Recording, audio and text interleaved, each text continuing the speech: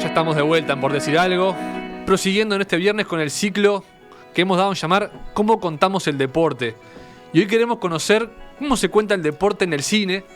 Y para eso, qué mejor que recibir hoy en el estudio a Sebastián Benaric y Andrés Varela, directores de Coral Cine. Bienvenidos, gracias por estar acá. ¿Qué tal? Buen día, ¿cómo andan?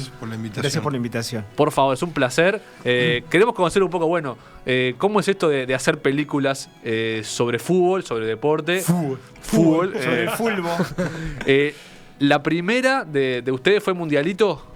Sí. La primera sobre esa temática, claro. Digamos, sí. ¿Cómo fue el proceso previo? ¿Cómo fue el disparador de decir, queremos contar una historia, queremos hacer un documental que cuente una historia futbolera?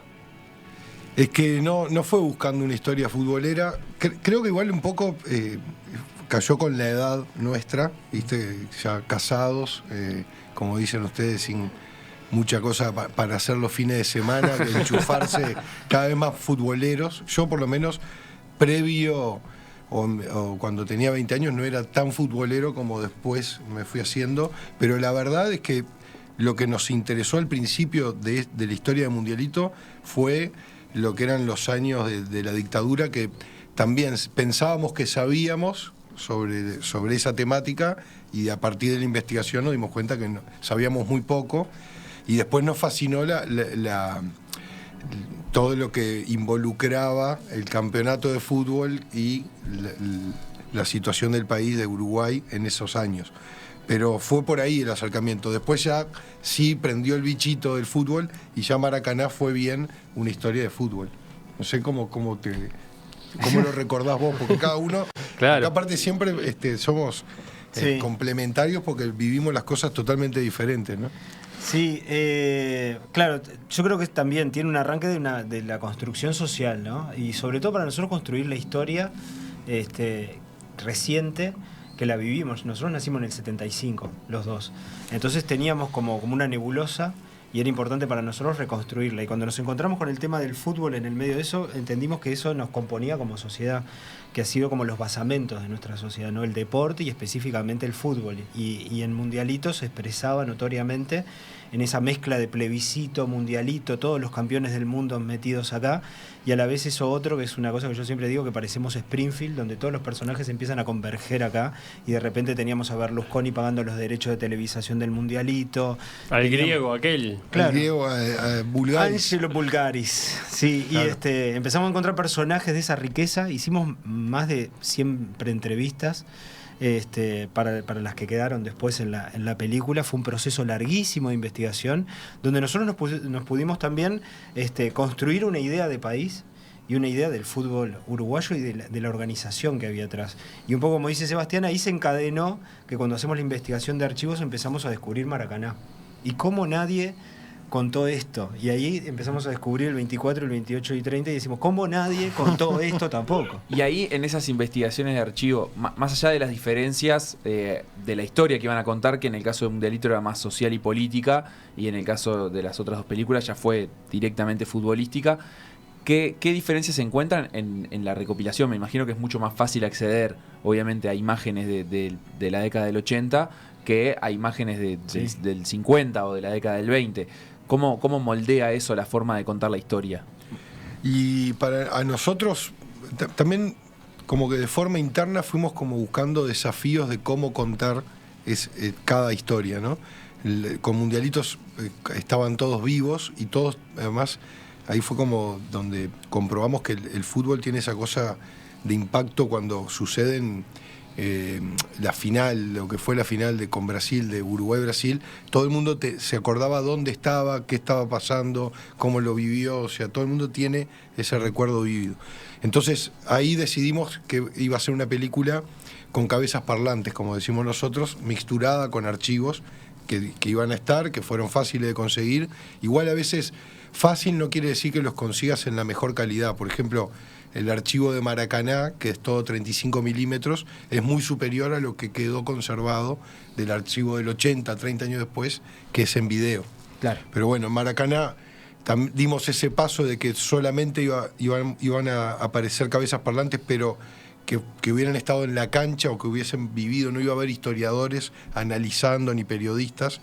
analizando esos años, o los 50, y ya en Sangre de Campeones nos fuimos a que iba a ser solamente de archivos, que o sea, ahí fue cuando de hecho pasamos a tener como una parte de representación y llamamos actores para que hicieran de José Nasasi o de Andrade, ¿no? En la visión tradicional, digamos, de contar el deporte, o por lo menos la que ha ganado la escena durante la historia reciente, la mayor cantidad de décadas, lo más importante es ver la acción deportiva, pero en una película, y es un contenido, digamos, atemporal y que quiere recoger otras cosas, no es lo más importante mostrar los goles. Claro. ¿Cuáles son los ejes sobre los cuales se puede construir una historia sobre deporte sin que necesariamente el partido o los partidos sean sin que veas una pelota?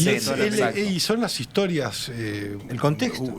El contexto y las historias de ellos, lo que siempre decíamos, o sea, la patada de Scicia metiendo el gol del 2-1 dura nada. ¿Cuánto dura? 10 segundos. La corrida, el relato de Solé, y toda la película, sin embargo, está construida para llegar a ese momento. Pero detrás de eso, sí, lo que dice Andrés, el contexto, y después las historias propias de los protagonistas que estuvieron ahí. Eso fue lo que a nosotros más nos interesó. Los caracteres, ¿no? El tema de Obdulio, el mismo Scicia, cómo llega a ese campeonato, qué le pasa antes y después de esa patada maravillosa, ¿no? En este ciclo, el viernes pasado, Alabarces decía de que la historia como academia todavía no se había puesto a contar el fútbol, que es un gran debe, que recién en estos años en Latinoamérica la academia le está abriendo la puerta al fútbol, y por eso a lo largo de toda la historia el fútbol se ha encargado de que sea contado por periodistas y nada más, y me imagino que ustedes lo habrán comprobado a la hora de buscar archivos. ¿Por qué creen que pasó eso? Porque ustedes decían, ¿cómo nadie contó esta historia? Y le hago esa pregunta, ¿cómo nadie contó esta historia antes? No, y lo más loco es que en Europa ya está como estructurado en las universidades que hay secciones específicas de estudio sobre el fútbol y sociedad, por ejemplo, ¿no? Yo creo que porque en algún punto no se ha hecho la relación directa que tiene naturalmente el fútbol, porque si vos analizás mismo Maracaná, que está mucho más dirigida sí a contar el mito de Maracaná, también vos ves una lectura de la sociedad brasilera de la época que describe prácticamente lo mismo que sucedió en el último mundial.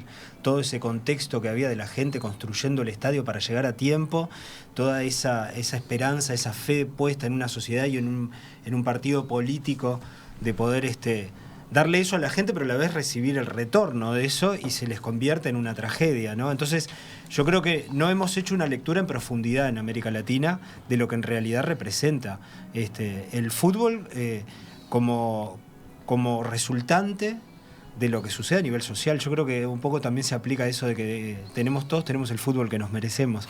Yo creo que eso se aplica exactamente a las relaciones internas que hay en el deporte, ¿no? Entonces, yo creo que se ha dado más que nada por eso, pero no, ya te digo, en Europa las universidades ya lo estudian específicamente como una materia, por el alto contenido que tiene con lo político, con lo social, con lo económico, y en países como el nuestro, que tenemos 160 años de historia, el fútbol fue el basamento de identidad, es donde nosotros nos reflejamos, nos vemos y construimos para adelante a partir de esos grandes logros. No es la batalla de las piedras, en realidad, si bien la festejamos, las nuevas generaciones consumen mucho más el logro de Maracaná que la batalla de las piedras, ¿no? Sí. Entonces, la identidad nacional tiene más que ver con eso, Maracaná, que con la de hecho, es hasta una cierta nebulosa histórica con el tema del camino de los próceres, ¿no? Vos hablás con las nuevas generaciones y tienen mucho más dificultad de abordar ese tema, lo digo porque lo charlo con mi hija, ¿no?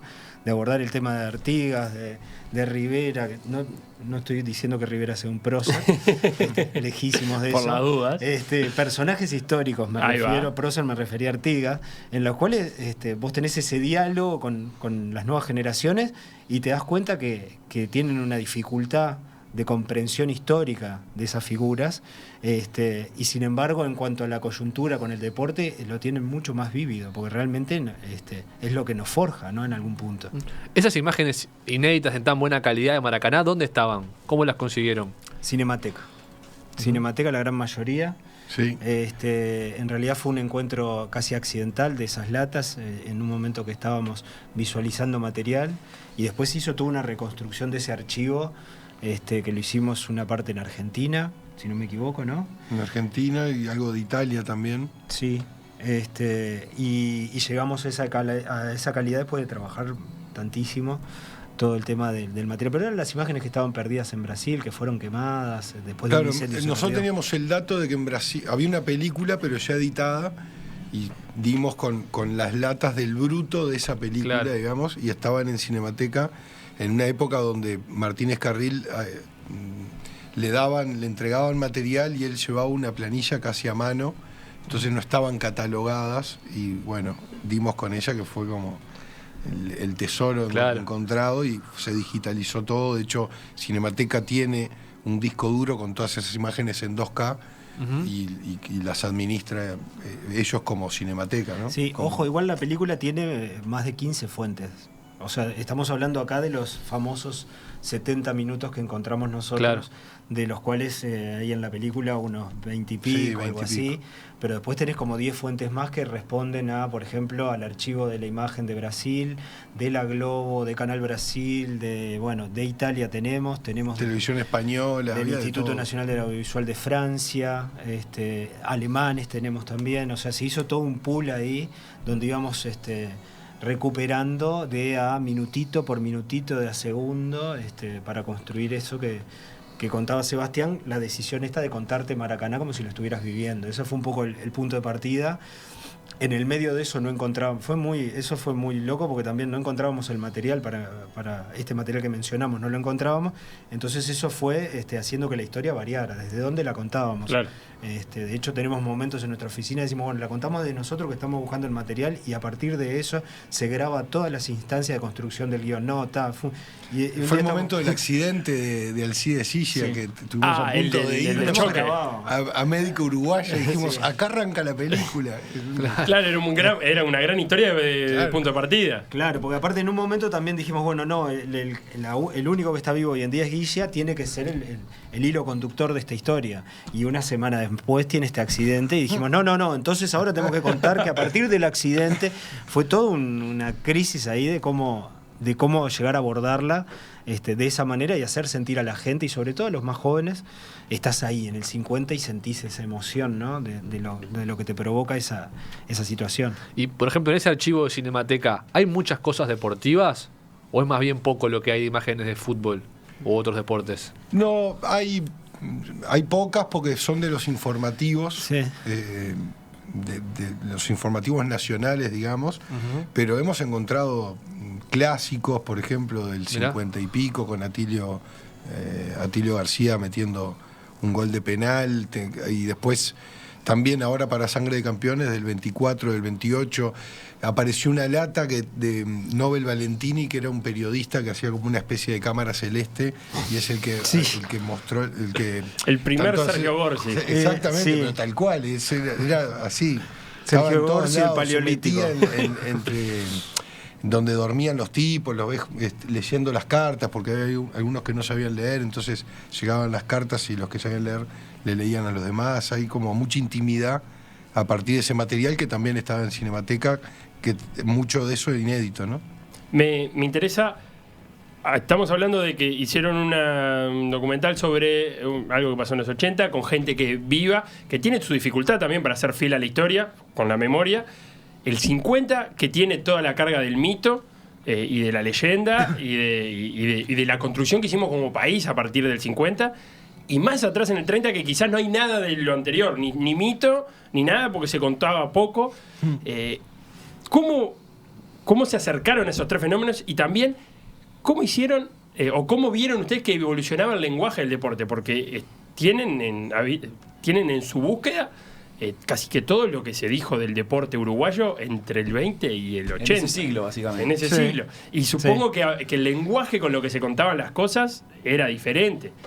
O sea, cambió la manera de contar el deporte porque cambiaba el deporte y la relación de nosotros. Absolutamente. Sí, bueno, ahí fue como de creo que una ecuación de costo y calidad, ¿no? Porque todo lo que es del 20 en adelante también va pasando que el 24, por ejemplo, fue en París, y tiene una calidad superior a la que en el 28 los holandeses lograron en Ámsterdam. En el 30, que se cubrió acá y está el acta en lo que era la AUF de ese momento, que iban a hacer la producción de la película, bla, bla, bla, no tiene ni cerca la calidad que tenían los europeos en los Olímpicos. En Brasil es excelente, lo que hicieron fue excelente, y ahí ya es como, esto que te iba a decir, en el 24, 28 y 30 apenas ves los goles y algunas jugadas, pero se ahorraba mucho el material. Ya en el 50 se despachaban más, y bueno, y después en el 80 tenés lo que... Pero consumían prensa del momento para ver cómo se interpretaban esos partidos que claro, ustedes están viendo. Vos estás hablando del lenguaje, cómo se desarrolló el lenguaje. No, incluso televisivo también, porque la manera de televisar el fútbol eso ha sí, hecho un giro gigantesco. Vos tenés en cuenta que eso se filmaba como si fuera cine. O sea, con cámaras 16 milímetros, con cámaras 35 milímetros. Eso se hacía, no es como ahora que podés tener el replay, o por ejemplo, el tipo que prendía la cámara con ese rollo no la tenía permanentemente prendida todo el partido. Por eso no hay un partido completo. Tenía que invocarle. O sea, el tipo cuando ve que venía un gol desde la mitad de la cancha, le enchufaba, dale, que es tarde, y ahí lo agarrabas o no lo agarrabas. Por eso también es el vacío de material que hay. Y lleno de trampas, ¿no? Porque cuando analizás el material, en realidad, vos muchas veces tenés los informativos que llegaban a los cines, que se pasaban antes de las películas, que te contaban el campeonato este o el otro, y ves internamente los pegues y la mayoría son inventados. Claro, para construir un relato continuo que no había. Claro, exactamente, que vos que te lo creas ahí en ese momento. Eran directores de cine, ¿viste? Construían películas para que vos te hicieras la idea cuando veías el informativo en un cine. Eso estaba previsto para que vos no lo vieras en la tele, lo vieras en una sala. Te llegaba acá un mes después y ahí veías los goles por primera vez como te los imaginaste a través de la radio. Y otra cosa que cambia claramente es la crónica. El tipo que te contaba a nivel de la prensa ese partido con esa distancia, que tenía aparte una responsabilidad mucho más grande porque vos no lo veías en vivo, él te lo tenía que contar y era de ahí donde vos te imaginabas el partido, ¿no? Entonces tenía una cosa muy cercana a la literatura. Hoy en día está lejísimos de cómo se desarrolló la prensa. ¿Por qué? Porque tiene otros medios, es mucho más dinámico, es mucho más rápido, los comentarios aportan y apuntan hacia otro lugar.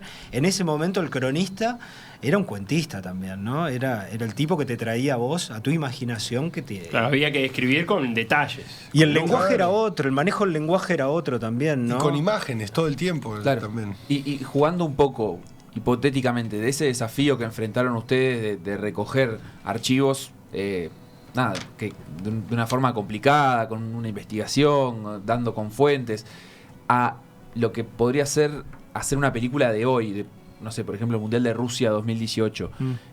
¿Cuáles son los desafíos que con la sobreabundancia de imágenes que existen ahora y todo el material que existe, cuáles serían los desafíos que me imagino serán opuestos? No, el primer desafío es conseguir el dinero para financiar los derechos que te pide la FIFA. O sea, para hacer el Mundial de Rusia debe ser nomás para empezar a montar los 2 primeros minutos, debes tener que vender tu casa, más o menos. Y te llamó FIFA y te lo encargó. Vos tenés que hacer el documental de Rusia 2018. Ay, no me des esa felicidad. ¿Cómo encarás contar esa Señor historia de la FIFA, hoy en día? Mi trabajo es mínimo, son $3 millones.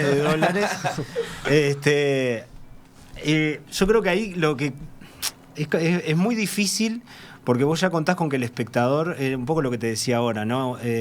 Mismo los niños, las nuevas generaciones están acostumbrados a esa dinámica de imagen, y enseguida pegado a eso viene el aburrimiento. O sea, en los tiempos que vos contás eso y cómo. Yo creo que ahí justamente salirse de ese camino. No sé qué opción tomaría Sebastián, pero para mí como está montado hoy en día el esquema de cámaras en un estadio, cuando vos ves un mundial, que más que el de Rusia, yo creo que se notó en Brasil porque hubo un quiebre ahí. Capaz que el de Rusia ya venía un poco más asociado con lo que sucedió en Brasil. Bueno, el pájaro nos decía, el pájaro Singer, que él lo notó en Brasil, los estadios se empezaron a construir pensando en la tele y en la foto. Claro. Pero es la primera vez que tenías la cámara esta que te flotaba y no sé qué, que de repente en Rusia vos ya lo habías visto. En Brasil yo creo que llamó la atención porque era la primera vez que tenías planos de repente. Yo recuerdo que hubo un par que me llamaron la atención, que fue los cenitales y los laterales, los detrás de arco, que cuando venían en la cámara, ¿no? Cuando la cámara transitaba toda. Eso yo creo que a la gente le cambiaron la perspectiva de la forma de ver el fútbol, y eso es muy impresionante. Y eso hizo que aumentara la velocidad de cómo mostrártelo y que cada vez estés más adentro de la cancha también. Pero al mismo tiempo, en esto de los ritmos y la velocidad, también cada vez cobra más importancia, incluso dentro de las transmisiones, el super slow motion en 4K, como que esa espectacularidad de la imagen, que en realidad le baja un poco el ritmo en ese momento a la transmisión, pero para estilizar el fútbol y hacer mostrar esa detalles. Cuestión casi de danza que tiene el fútbol. Sí. De igual, de todas maneras, yo creo que mismo en ese tipo de lenguaje, digamos, de cámara, igual está coordinado en esta misma dinámica, por más que haya específicos momentos. Creo que lo que prima es lo otro. La sensación que te queda es como cada vez son más aluvión. como películas de acción. Para mí, cuando veo, sobre todo la Europa, ¿no? Bueno, ahora me decís eso, no me acuerdo quién me ha dicho que los penales es casi un duelo de cowboy entre el arquero y el pateador. Claro, sí. Y yo creo que cada vez vamos más hacia ver casi que el punto de vista subjetivo de Messi antes de tirar el tiro libre, a dónde mira, o sea... Al play, lo que logró el play. El play, que es ahí hacia donde se va. Si el lenguaje televisivo saca del play o el play saca de los videojuegos. ¿no? De los videojuegos, ahí hay como todo un tema. Y cerrando lo que decías de FIFA, yo creo que la única forma de cortar o por lo menos de generar una cosa diferente a la calidad que ellos ya tienen y el lenguaje ese es justamente yendo a un lenguaje totalmente opuesto, ¿no? Contar desde otro punto de vista, con otro tipo de perspectiva, digamos, ¿no? Y no apostar a esa masificación de imágenes, sino a una dinámica totalmente diferente. Yo creo que también es eso un poco lo que hemos tratado de hacer nosotros, ¿no? De contar lo que hay atrás de la pelota cuando empieza a girar. Yo creo que es eso lo más rico, ¿no? Y que en Rusia lo vimos poco. Era una oportunidad única para conocer un sistema político, un lugar, y creo que se vio muy, muy poco. Escucha, ¿le podemos poner en modo avión a Andrés Varela? Porque está hablando en modo avión. Tengo una columna acá toda la semana contando el fútbol como excusa para contar la película de modo avión. La película de modo avión, ya te voy a mandar las columnas. Yo quiero salir un poquito del género documental y pasar a la ficción. ¿Les parece que es difícil ficcionar un partido de fútbol o contar un partido de fútbol ficcionado, una historia de fútbol? Hasta ahora han fracasado rotundamente, ¿no? Las películas. Sí. Es re complejo, es muy complejo. ¿Y por qué? Y porque, perdón, yo creo que primero que nada competís con esto que acabamos de hablar con la recién. realidad. O sea, para generar una cosa realista, son escenas, es Game of Thrones, es la batalla final. O sea, tenés que estar a ese nivel para que haya una credibilidad. Si no, tenés que apostar. Ya ni te digo de producciones nacionales. Estoy hablando de producciones de producción nacional. Tenés que apostar a que se vea lo menos posible la pelota. Y claro, si te podés zafar de entrar a una cancha de fútbol a rodar, es lo mejor que te puede pasar. ¿Cómo se llamaba la novela de Canal 4? ¿Olímpicos era? Uruguayos Campeones. Uruguayos Campeones. Con de Caetano. Es muy difícil. Sí. Es muy difícil. Nosotros tenemos una idea de ficción que justamente tenemos un grupo que jugamos al fútbol todos los jueves y contar las historias de vida de los tipos que juegan. De los 10 fracasados que se creen futbolistas, ¿viste? Que somos nosotros. Pero que durante una hora son futbolistas los jueves. Pero ahí vos... Ese lo podrías contar, de hecho, bueno, está, pero por otro lado, creo que ya emular lo que vive hoy por hoy un jugador de fútbol profesional, estamos lejos. No, y de hecho, si vos haces eso, por lo menos presumo yo en un fútbol 5, como que no tenés que darle a ese partido la emoción de un partido real. La gente no ve fútbol 5 en la tele. Claro, no está y armar eso. un partido real de fútbol 11 o de cualquier deporte, ¿no? Y que eso tenga como ese valor emocional, es una tarea sumamente difícil. ¿Viste la película de Adrián Suar? ¿Cómo es esta, la del fútbol? La de... Que está loco por el fútbol y no sé qué. Sí. No ves una pelota. De hecho, en la escena claro, final, es la película del hincha más siempre que del está fútbol. desde el punto de vista, pero ni se te arriman a una cancha. Pero el fútbol o yo. El fútbol o yo. Es. Pero los estadounidenses no han tenido suerte con el fútbol americano, en la recreación del fútbol americano. Sí, por lo menos es más creíble, te iba a ¿no? decir eso, para mí el día que lo agarre Hollywood, o no sé, No sé si le darán los años, pero te lo agarra Scorsese y yo creo que Sí. lo resuelve. O un director de Precisamos estos que capos. uno en Hollywood lo resuelva. Claro. Con Sí. los medios y la plata, ¿no? ponerle todos los medios que tiene que Game tener. of Thrones es lo que te decía. Game of Thrones yo no me creí nada igual. Pero son 15 millones de dólares en 30 minutos de sí, escena. Sí, sí. Es Claro, eso. por eso, lo difícil que es. Sí, con 15 millones para realizarlo. Dale, No, dale, y Nachito. ¿tiene alguna película deportiva predilecta? ¿O algo que les haya gustado o servido de referencia? Maracaná. Qué buena película. A mí me encantó. Así te No sé quiero. vos. Mundialito. Yo, la verdad que no. La verdad, yo no sé vos, pero. Bueno, Garrincha está muy buena. Garrincha es muy buena. Y después, siempre quedé con el recuerdo de aquella que estaba Pelé. La de la cárcel. La de la cárcel, ¿no? O sea, para mí esa película me quedó como Ah, a mí no me como gustó así mucho. de la niñez. Con recuerdo. Stallone en el Con arco. Stallone en el arco, Sí. claro, que era el protagonista y la quebrada de brazo, todo. Hablamos de ficción, hablamos del documental y yo lo quiero llevar a la televisación. Vos me decías que era futbolero, consume fútbol igual por Sí, televisión. Sí, sí, sí. Sí. También ha cambiado mucho, pero lo quiero traer acá a Uruguay. ¿Cómo ven la televisación del fútbol uruguayo? Si ¿Es suficiente con lo que está dando? ¿Crees que puede haber algún recurso más que nos esté explotando? ¿El fútbol uruguayo no da para mucho más? Lo que pasa es que con el mercado que tenés también, porque así como tenés grandes partidos que generados por los equipos grandes, después tenés partidos en canchas más chicas de repente, y no tenés ese contexto y ese folclore que podés tener en un Anfield, que eso te lleva a que vos tengas mucha más inversión y a la vez tengas un espectáculo que necesita que vos lo muestres de esa manera. Pero el otro día veía una Libertadores, que no me acuerdo si era cuando jugó Wanderers o qué, que toda la cámara, la 1, estaba tirada contra una tribuna vacía, horrenda, y atrás pasaba una calle. Entonces eso te mata el espectáculo, te mata lo que pasa en la cancha, porque ya ves que es una tristeza horrible.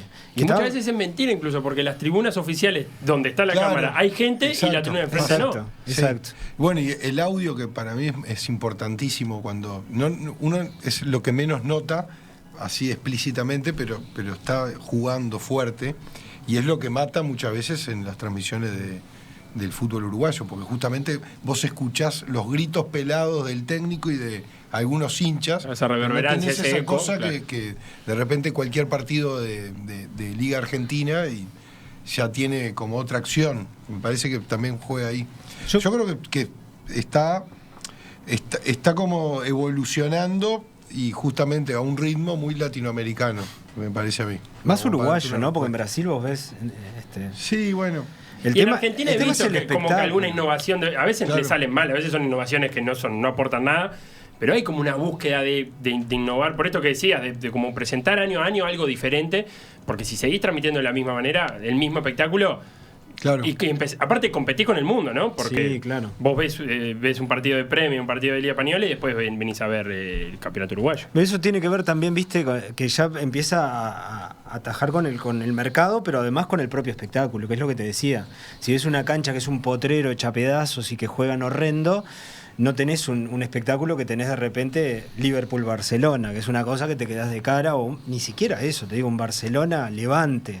Entonces, un partido que no tiene ninguna importancia de repente, vos ves que hay todo un show alrededor de eso. Entonces ahí hay muchísimo dinero, hay muchísimo para hacer, hay muchísimo público, entonces todo eso te hace al circo también de la cuestión.